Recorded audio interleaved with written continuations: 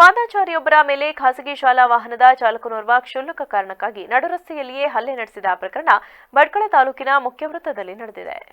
ಸೋಮವಾರ ಮಧ್ಯಾಹ್ನ ಬಿಜೆಪಿ ಹಿಂದುಳಿದ ವರ್ಗದ ಯುವ ಮೋರ್ಚಾದ ಜಿಲ್ಲಾ ಕಾರ್ಯದರ್ಶಿ ರಾಘವೇಂದ್ರ ನಾಯಕ್ NH 66ರ ಮುಖ್ಯ ರಸ್ತೆಯಲ್ಲಿ ನಡೆದುಕೊಂಡು ಹೋಗುತ್ತಿರುವಾಗ ಕೋಲಾ ಪ್ಯಾರಡೈಸ್ ರಸ್ತೆಯಿಂದ ಬಂದ ಖಾಸಗಿ ಶಾಲೆಯ ವಾಹನವೊಂದು ಹಠಾತ್ತಾಗಿ ಇವರ ಮೇಲೆ ಎಗರಿ ಬಂದಿದ್ದು, ಅವಘಡ ಸಂಭವಿಸುವ ಮುಂಚೆಯೇ ಎಚ್ಚೆತ್ತುಕೊಂಡ ರಾಘವೇಂದ್ರ ನಾಯಕ್ ಅವರು ಬೇಜವಾಬ್ದಾರಿ ಚಾಲನೆ ಬಗ್ಗೆ ಚಾಲಕನನ್ನ ಪ್ರಶ್ನಿಸಿದ್ದಕ್ಕೆ ಸಿಟ್ಟಿಗೆದ್ದ ಚಾಲಕ ನಡುರಸ್ತೆಯಲ್ಲಿ ವಾಹನವನ್ನು ನಿಲ್ಲಿಸಿ ಏಕಾಏಕಿ ಹಲ್ಲೆ ನಡೆಸಿ ಅವಾಚ್ಯ ಪದಗಳಿಂದ ನಿಂದಿಸಿ ಬೆದರಿಕೆ ಒಡ್ಡಿದ್ದಾನೆ ಎನ್ನಲಾಗಿದ್ದು, ಸದ್ಯ ಹಲ್ಲೆಗೊಳಗಾದ ವ್ಯಕ್ತಿಯನ್ನ ತಾಲೂಕು ಆಸ್ಪತ್ರೆಯಲ್ಲಿ ದಾಖಲಿಸಿದ್ದು ಚಿಕಿತ್ಸೆ ನೀಡಲಾಗಿದೆ.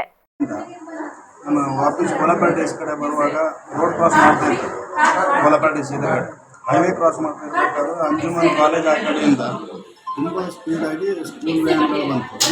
ಸ್ಕೂಲ್ ವ್ಯಾನ್ ಬರಬೇಕಾದ್ರೆ ನಾನು ಸಡನ್ಲಿ ನನ್ನ ಎದುರುಗಡೆ ರೋಡ್ ಕ್ರಾಸ್ ಮಾಡ್ತಿರ್ಬೇಕಾದ್ರೆ ನಾನು ಕುಮಾರ್ ಅಂತ ನನ್ನ ಫ್ರೆಂಡ್ ರೋಡ್ ಕ್ರಾಸ್ ಮಾಡುವಾಗ ಏಕಾಏಕಿ ನನಗೆ ಗುದ್ಲಿಕ್ಕೆ ಬಂತು. ನಾನು ಆ ಕಡೆ ಬಿದ್ದೆ.